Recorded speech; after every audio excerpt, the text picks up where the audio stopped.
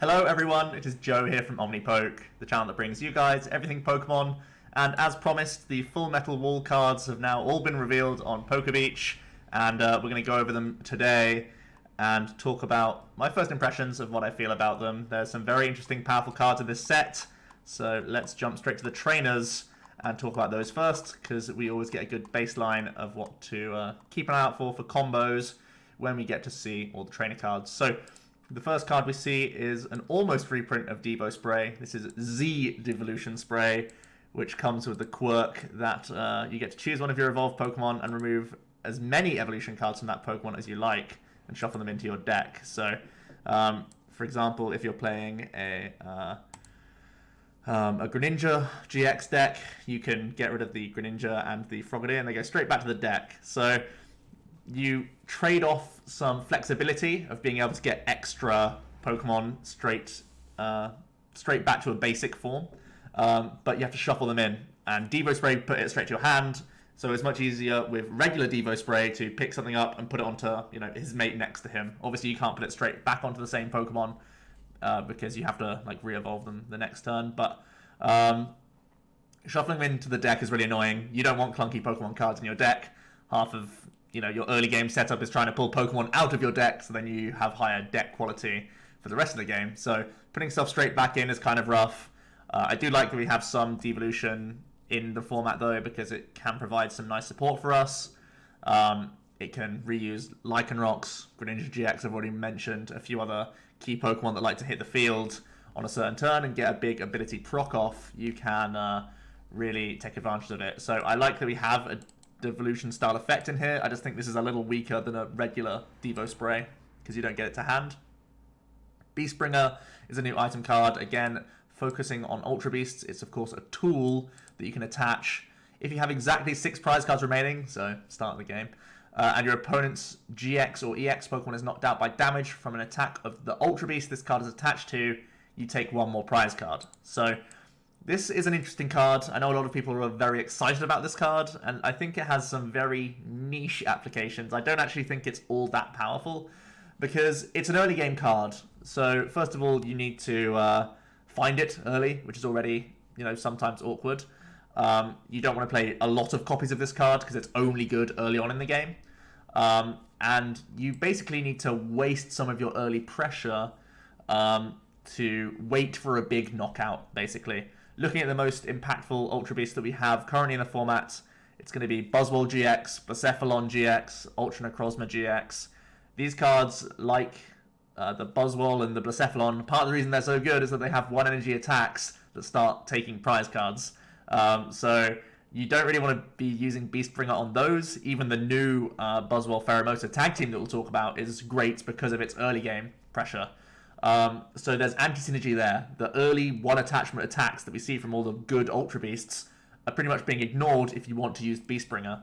So you're pretty much not getting those Jet Punches, not using Burst early, just so that you can wait until you can get this extra prize with the Beastbringer. And I think the fact that you have to wait to try and find this card and wait to try and get a big one-hit KO, and the fact that it's only on GXs and EXs, there are decks that don't play those, it means that it's kind of niche. You don't want to play a lot of copies, which then makes this way worse because you can't find it all the time.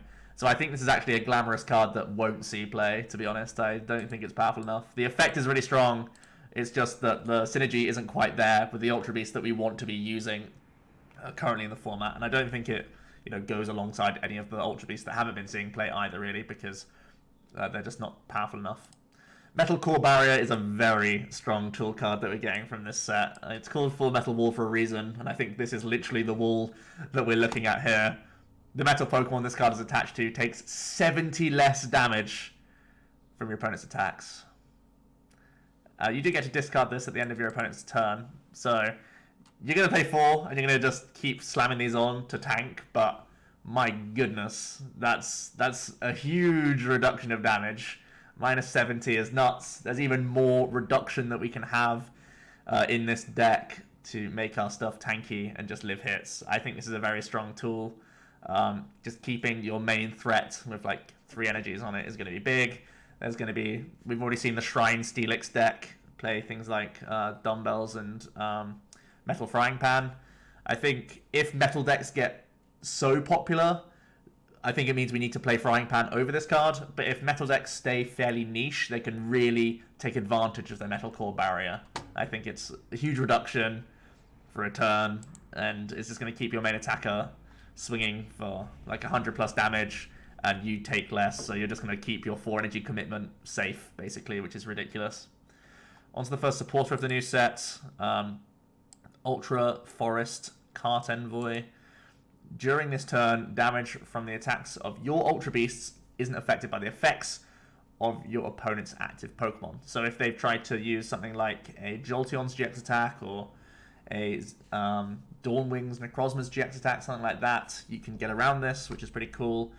I think you can get around some reductions and stuff as well from them, so that could be a great way to like burst through something that is trying to tank. But overall, I think it's really niche. I can't see Ultra Beast decks playing this card. It can help you get around the Sceptile as well, the Baby Sceptile. If we want to have a tech card for that, we can, but Sceptile's not that relevant right now, and I don't think the Ultra Beast decks want to play this. Green's Search is a pretty cool supporter card. You can only play this card if you have no Pokemon in play. Oh, sorry, if all your Pokemon in play have no abilities, basically. So it's sort of leading you towards playing no real draw engine, which is very risky, but it could really work with some specific decks that can do this. It allows you to search your deck for 2 trainer cards and put them into your hand. Very nice search tool. I think you're pretty much sacrificing the draw engine on board to have a supporter card that gets you more stuff. Obviously, we have a lower Ninetales, which can get you 2 trainer cards and not use your supporter. So I think overall this is a little weak.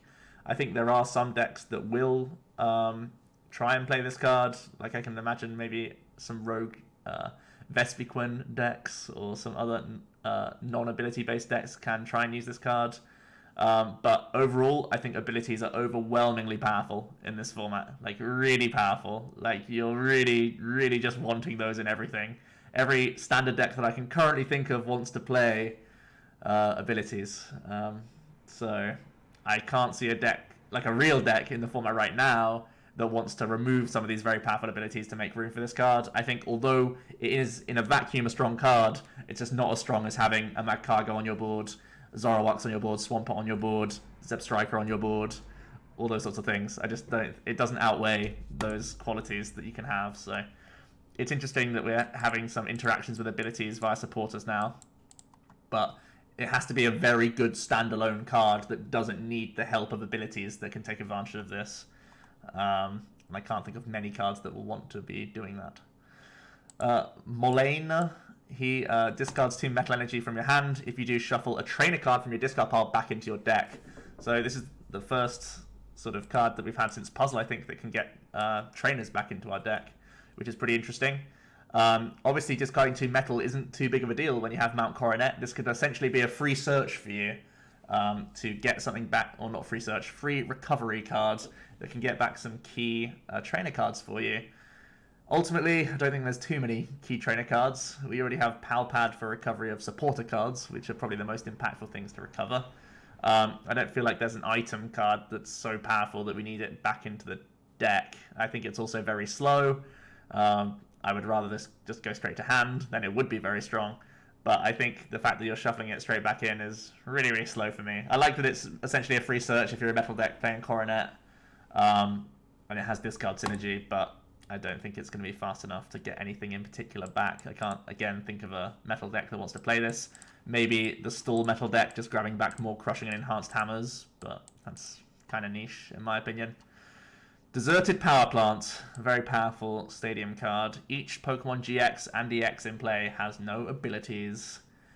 Oh boy, we are bringing back a combination of like Silent Lab and just Garbatoxin, really. It's like a Glaceon when it's active. It's really, really strong and very disruptive. I think non-GX decks already have Shrine, but they can start incorporating this now for added disruption, for slowing people down.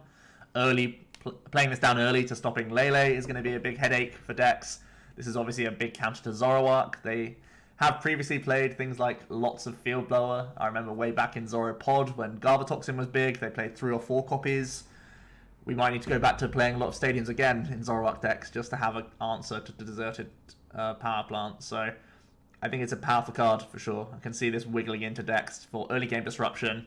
Imagine just going Power Plant Judge early with a lot of decks. That's going to be a massive headache to deal with for a bunch of things, because a lot of the time people's out is in the form of Ball Search cards and Lele. So I think this could be the face of a new sort of disruption deck altogether. I think you could play like Buzzwole with Diancie and like heavy Judge and Judge's Whistles and Power Plants, and just try and out-aggress people early whilst making them draw badly. Like stuff like that I can definitely see working. Like I remember there's been a deck before, Toad Red Card with Silent Labs, and I can foresee that being a similar situation. So slowing people down is going to be a massive headache. You also get reprints of Ultra Ball. Beast Ring gets a new artwork, and that means it's going to stay around for a long time, which I'm not too happy about. Metal Frying Pan also is in the set with hilariously cool artwork. And we also get an Acerola back as well, which is weird because in Team Up they're bringing out a card that basically counters Acerola, so it feels like they didn't want it to see as much play, and then they just reprinted it anyway, but sure. On to the trainer card, the Pokemon of the set. We'll jump up to the grass types and kick off with a very powerful Ultra Beast. Pheromosa and Buzzwole GX is a Ultra Beast tag team.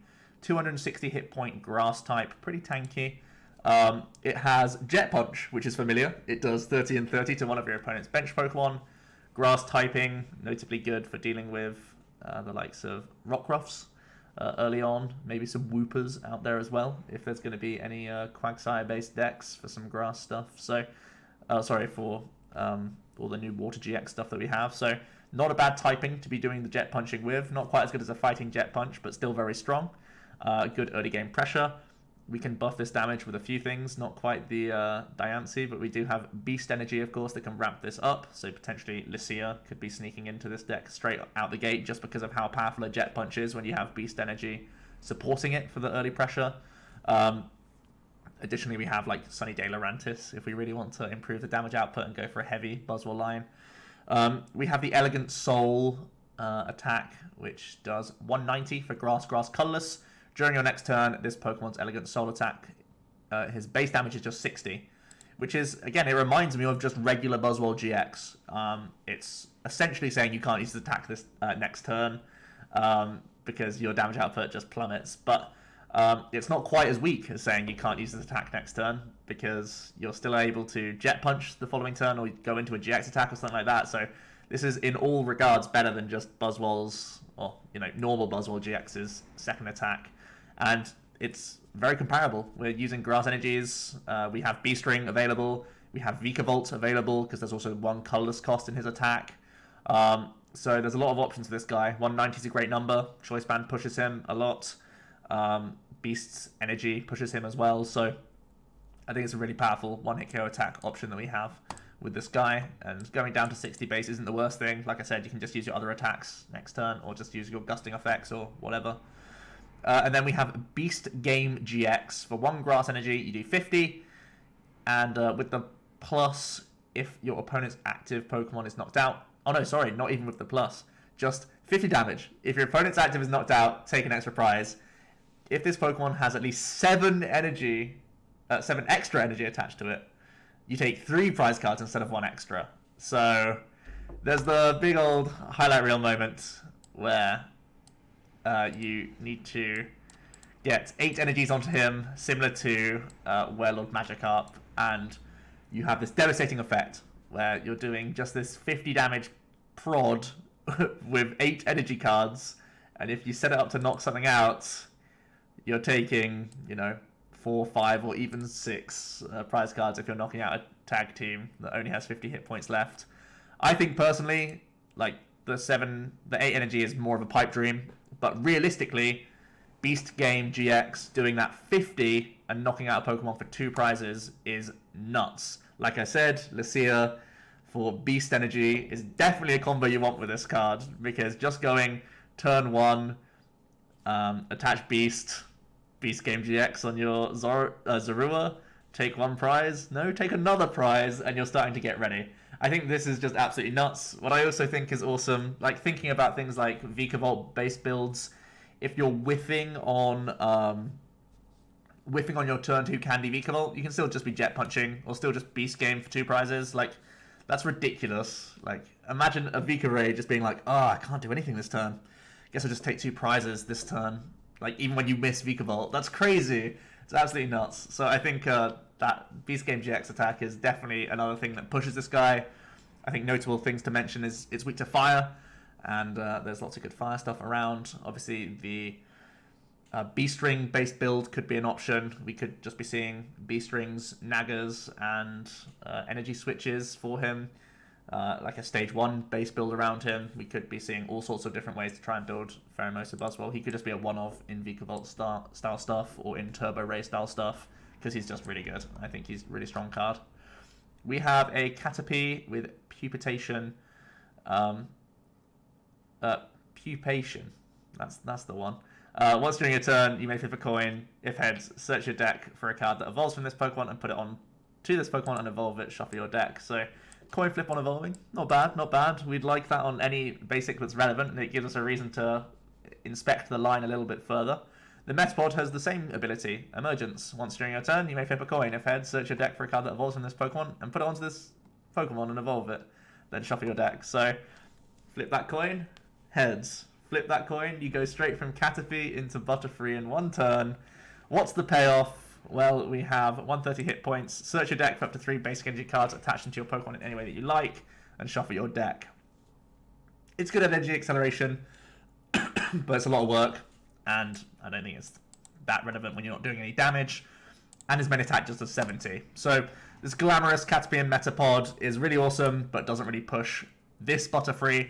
I think the only thing worth noting is that we do have the bye-bye heal Butterfree still in format, and making it more consistent to get the Butterfree heal off is maybe relevant, but still probably not. We have Tangle and Tangrowth, they're not doing much. We have Kartana, a Grass-type Ultra Beast this time, 70 hit points with the big finish attack. For a Grass, you do 10. If you have exactly 4 prize cards remaining, you do 120 more damage, pushing yourself to 130. Not quite the perfect number that we're looking for. It would require like Beast Energy and Choice Band to be really good. I think this just isn't as strong as something like a Buzzwole's Baby Buzzwole attack. It does have free retreat though, which is really huge. I think that's a good reason to want to play the card anyway. Makes it easier to just like tech him in and then have him available to you anyway. Maybe this is a card that goes in like a White Kyurem as your new free retreater over a Pheromosa. For Grass, Colorless, you do False Swipe, flip a coin of heads, put damage counters on your opponent's active until its remaining hit points is 10.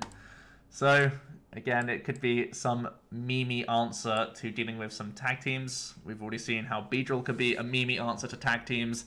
This guy could be a similar case where we have Victini to try and improve our coin flips to that 75%, and we can put something like Magikarp Warlord. We can put 290 damage counters on it all at once, and maybe do some poison shenanigans to finish it off. Maybe you poison barb this guy and just say, come at me, bro. Because even Big Finish can combine with a False Swipe to finish it the following turn. So it's like a new Raticate style deck, I guess. Just trying to False Swipe them. This time it's on a basic. We have supports with what's it called, B-string as well, to get multiple Kartanas out. So meme-worthy deck trying to uptrade on GXs.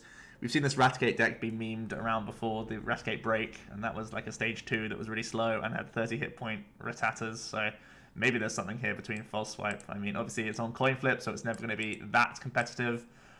But with your little Victini on the board, you've got good odds of trying to uptrade on GXs. Obviously, the biggest downside is, like, how do we combine it with Salazzle, maybe to try get the instant poison, because otherwise we're going to lose to, like, Max Potions and Acerolas, so the deck will still be quite clunky to try and figure out. We have a 60-point Squirtle, a Wartortle, which takes 20 less from attacks, so if you're going to play your one-off Wartortle, this is the boy for you. And we have Blastoise GX. He's finally been fully revealed. He's a 240 hit point stage 2 that has the ability Solid Shell. He takes 30 less damage from attacks, which is very nice reduction just for free. So he's effectively 270 hit points on a stage 2, which is really, really strong. For 2 water energy, we have Rocket Splash. does 60 times, and you shuffle the amount of water energy attached to your Pokemon into your deck. This does 60 for each you shuffled in this way. So if you're just shuffling the 2 energy that's attached to him, you're doing 120. If you're able to get more and more energies onto your board somehow every single turn, you can just keep shuffling them back in and recycling them for more damage. If you're getting 3 energy cards, that's when we're looking pretty interesting, because you're doing 180, Choice Band 210. Looking pretty reasonable, to be fair. When you have this much hit points as well, seeing as though we're shuffling energy back into the deck, we can happily play max potions in this. When you're 270 hit points, that's nothing to mock at all. I think that's pretty dangerous. He also has the Big Geyser GX attack for 1 water. You get to attach as many water energy as you like from your hand to your Pokemon in any way that you like. So if we have this turn where the Rocket Splash isn't going to get us a 1-hit KO, we could try and go for Big Geyser to be like, hey, I'm holding on to like 5 energies here, let's put these all on and prepare ourselves for Rocket Splashes. I like that Rocket Splash is any amount that you want, so you're not like overkilling. There'll be times where you have these excess spare energies that you can just do. And I think there's actually good energy acceleration with the previous Blastoise that we get from Team Up. It essentially allows you to look at the top 7 cards, attach as many water energy you find there to your Pokemon. So it's already the same evolution line, and it's going to be pretty easy to focus fully on just getting as many Blastoise into play as possible. The non-GX powers up the GX. You're going to keep using Rocket Splash, putting them back into the deck as the game progresses. You'll have more and more water energies left in the deck while you pull everything else out of the deck. There's also potentially something like a Crasher Wake engine alongside Naganadel, where you're using Crasher Wake to bin your energy cards. Naga gets them all back onto the board, and then you're trying to get the Blastoise going with Aqua Patches and stuff as well. So there's a few different lines that I can see Blastoise GX working, and I think it's pretty reasonable, to be fair. I like that it shuffles its energies back in. It makes it harder to deal with for a lot of cards and just synergizes with the Max Potion really well. I think this guy being weak to grass is a bit of an issue when there's the Buzzwole Pheromosa coming out in the same set, but his tank ability is real, and his damage output could be real if we get enough Stage 2s into play with the help of Ninetales, Jirachi, stuff like that. I think it's pretty reasonable. We have Slowpoke and Slowbro, the good old meme of this set, with the brilliant Wager attack. For a water and 2 colorless, you flip 3 coins, you do 100 for each heads. Sounds okay, but if all of them are tails, you lose the game. Dun dun dun! So, yeah, definitely a big old meme. Yes, with Fliptini, the odds are in your favor that this won't happen and you won't just lose the game, but you never want text that just loses you the game, let's be honest. Pyukumuku does some cool rock, paper, scissors shenanigans, so it's going straight into my cube. Nothing else to see there. We have Arbok. We have an interesting Crobat from this set.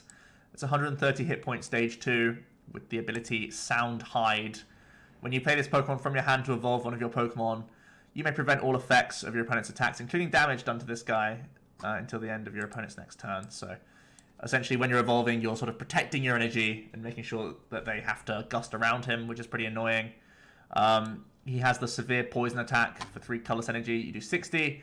Your opponent's active is now poisoned. Put 4 counters instead of 1 on that Pokemon between turns. Yikes, that's 3 for 100. Not too impressive, but it does start racking up with Survivors and just the fact that your opponent has to move him out of the active anyway. I think there's sort of anti-synergy here. People want to move out of the active anyway because of poison, and they want to already move out of the active because of the ability. So it's just like, please don't have Guzma.deck, which is pretty weird. You could get pretty cheeky with this Crobat, but I think it's overall not enough damage output. We have an interesting Stage 1 Hypno. Stage 1s are always worth looking at just because of the Ditto synergies. It has the ability Inviting Pendulum. Whenever your opponent's active Pokemon is knocked out, you may flip a coin. If heads, your opponent's you choose your opponent's new active Pokemon. That's pretty strong. Not allowing them to have a free retreater, bringing up chunky stuff could be amazing for you. Again, forcing your opponent into a bad spot to have, you know, attacking with the wrong kind of stuff, or having to Guzma on a certain turn, having to, you know, not ace roller a target that you've already damaged, stuff like that is going to be really cool for you. I think it's a big ability, to be honest. If you get this off, it's amazing.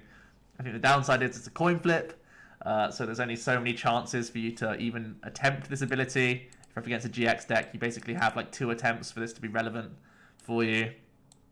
So there will be games where it's not relevant, even if you get Hypno out on like turn 2. So Against non-Jex decks, you have more flips to try and make it even more relevant, but overall, I don't think it's the biggest deal in the world, and I don't think he goes in above some other very crucial Stage 1 sort of techs alongside the Jitto, maybe in a stall deck, but your opponent's active is never knocked out, so ignore that. Sandslash, we have Golem, we have weird Hitmon top with the finish combo attack. For fighting energy, the attack can only be used if Hitmonlee use special combo during their last turn. This does 60 to each of your opponent's Pokemon. 60 to everything is pretty strong, but the effect is really awful. You can only use this if your Hitmonlee use special combo. The special combo attack is a 90 snipe for one fighting, but you can only use special combo if you used Hitmonchan's hit and run attack, or hit and away attack, something like that.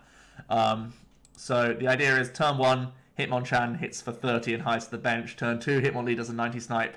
Turn 3, Hitmontop does finish combo, does 60 to a bunch of stuff.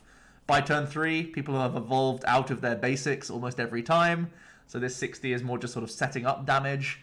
I feel like it's a good amount of damage that you can get on the board. The Hitmonchan's first attack, just 1 for 30 is okay. Obviously we have Diancie as well to try and buff this damage. The Hitmonlee's attack, the snipe for 90, isn't the worst.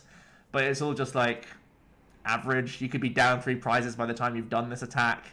All sorts of things can prop up that's awkward for you. Don't lead Hitmonchan, stuff like that. Can't get Hitmonlee down after the Hitmonchan. Can't get Hitmontop down after the Hitmonlee.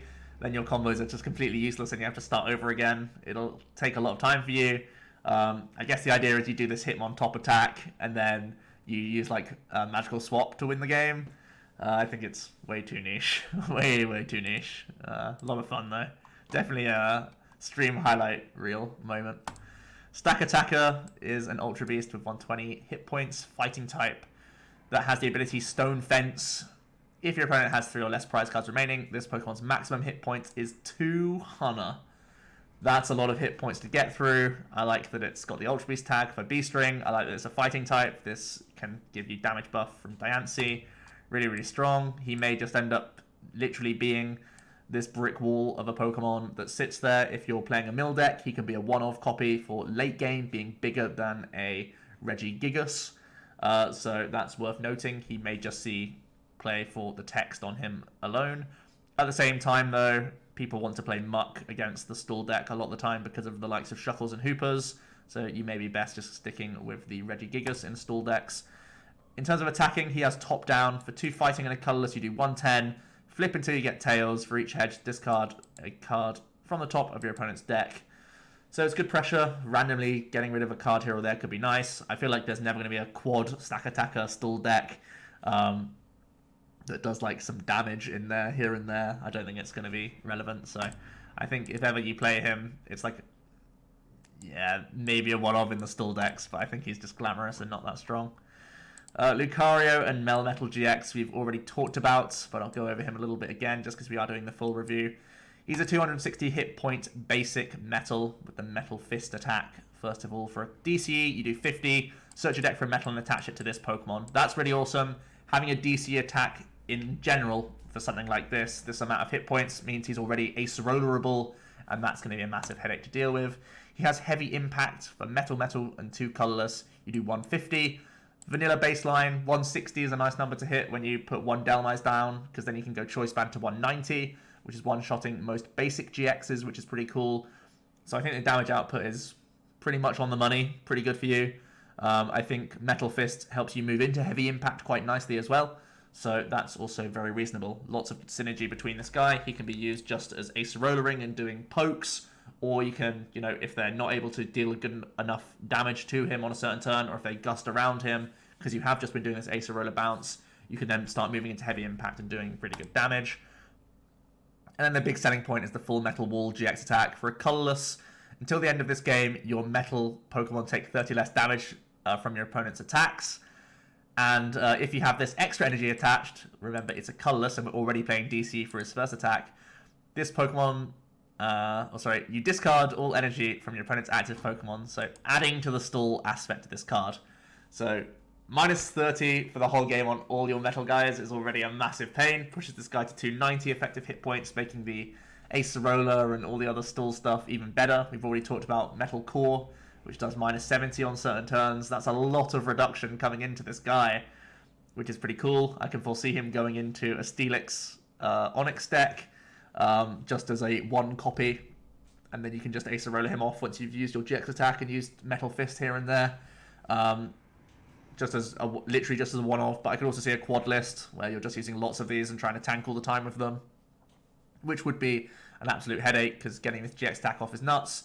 And we've already seen the discard all energy from your opponent's active before. We've seen it on a Articuno GX, which has seen play in Zoro Control. I think this card can also see play in Zoro Control for the same reason, because now you don't need to play Rainbow Energy. You can just go back to 4 DCEs, and you can use his GX attack and do the same effect, essentially, which is really cool. And he's bigger, and he can use pokes for 50 and stuff, so just makes sense to play him over the Articuno GX, I think. The only downside to him is that he can't jump into the active, so maybe some competition with the Articuno, but that's really about it. In general, though, most Zoro controls have gone to Lugia GX anyway. But yeah, this guy could be a quad build. This guy could be a tech in other tanking non-GX metal decks, like his little brother down here that we'll talk about. Or he could just be a tech one-off for his GX attack, even just for the discarding of energy cards. We've seen this GX attack be used in stall decks before. We have a new Alolan Dugtrio. It has the Hair Wall ability. Any damage done to your metal Pokemon by attacks from your opponent's active is reduced by 10.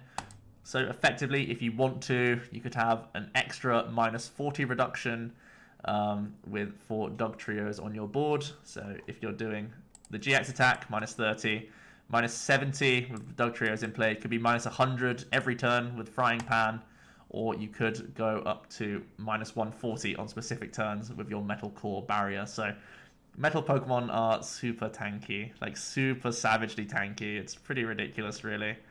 I don't think this guy sees play. I think the metal deck already has so many reduction type cards that it's overkill to start committing your stage 1s to this search. You'd rather be having draw support and stuff like that behind him, or just not having fragile 80 hit point Pokemon.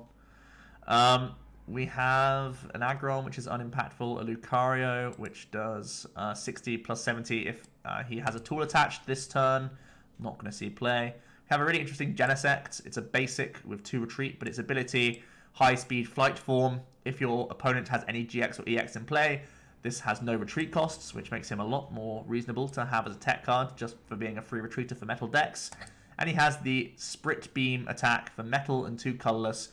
You do 30 and 30 to 2 of your opponent's bench Pokemon.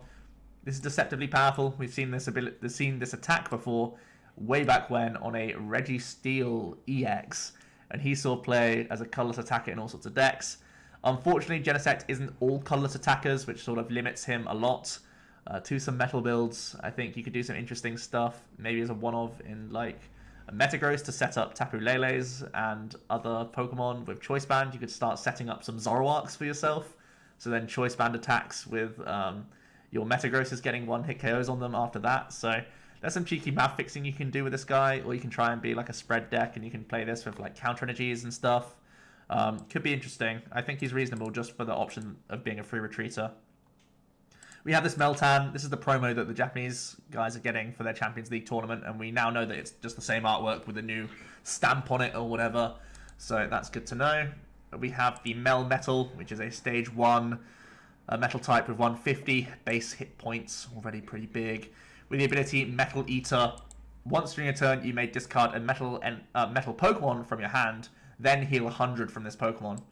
So 150, potentially Frying Pan, minusing 30, potentially Melmetal GX, minusing 30 for the whole game, makes this guy effectively 210 hit points to get through, that also could heal himself for 100 every turn when you need him to, which is absolutely gross.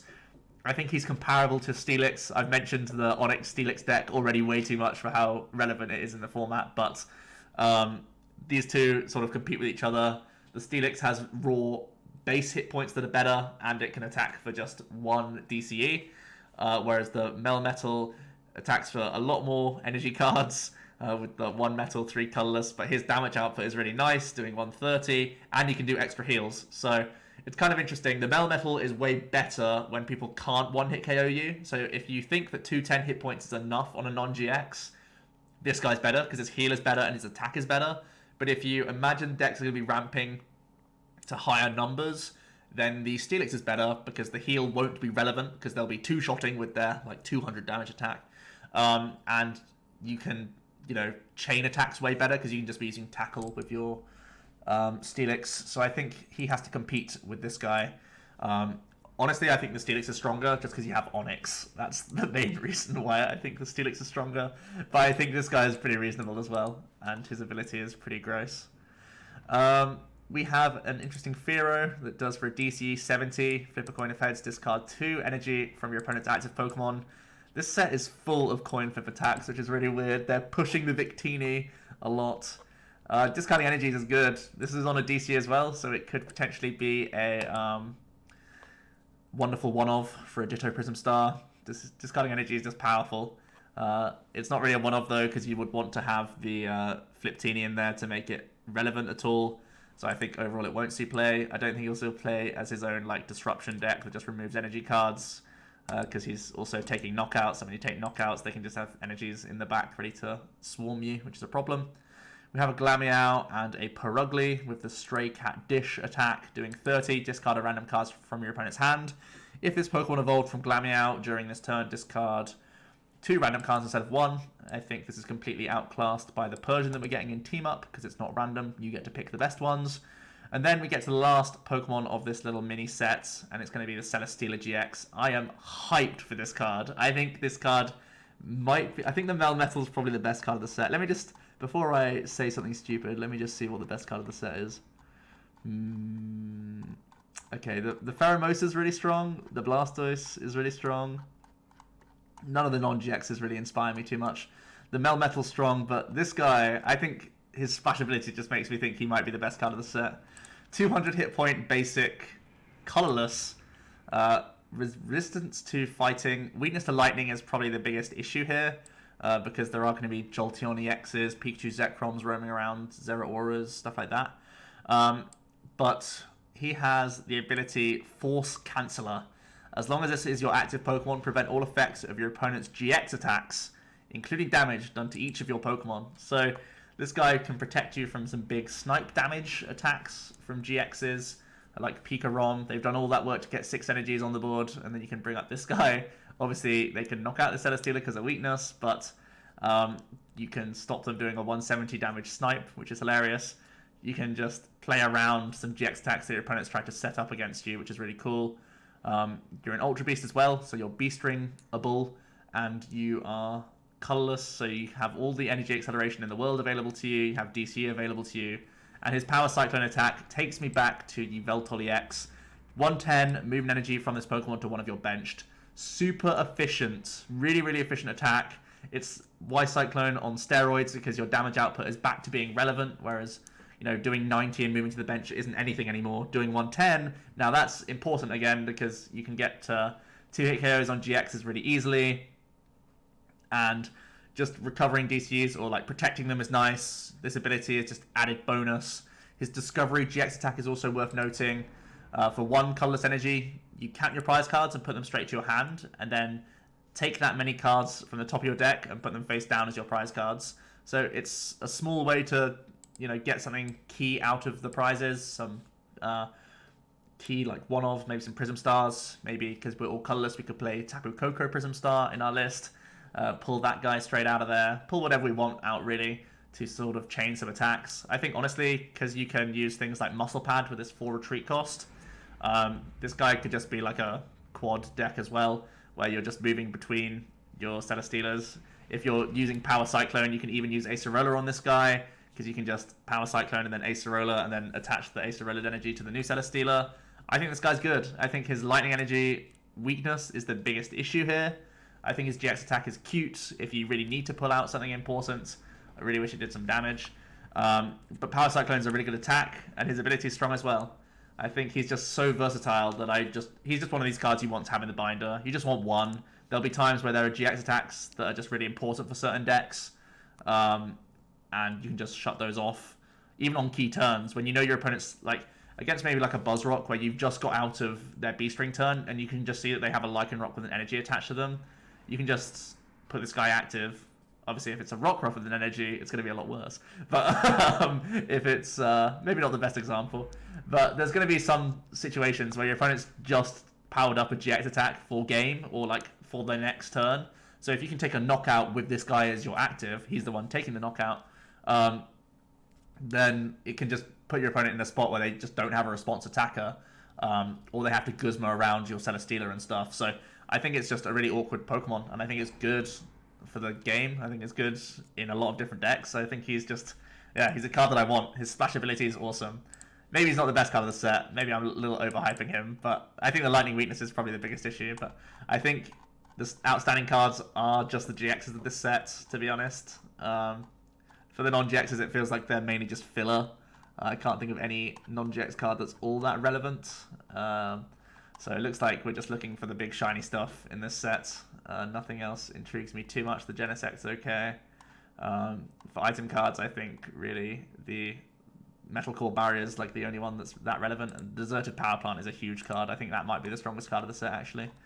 So yeah, small sets, some big tanking stuff. They're pushing more boring, stally archetypes, but they're also giving us a big punching thing, which is cool, that can hit through all sorts of things. He's our wall breaker, which could be nice, and his beast game jet attack is pretty nuts. So let me know what you guys think about the full Metal Wall set. Do you like more stall stuff coming into the format? I already know your answer, don't you worry. And let me know what you think the best card of this set is. What do you think? Did I miss anything from any of these cards? Am I missing any synergies? Was there a card that I didn't really mention very much that you think deserves more time in the limelight? Get it all down below and I'll discuss it all with you. For now though, it has been Joe from OmniPoke, and I'll see you guys tomorrow.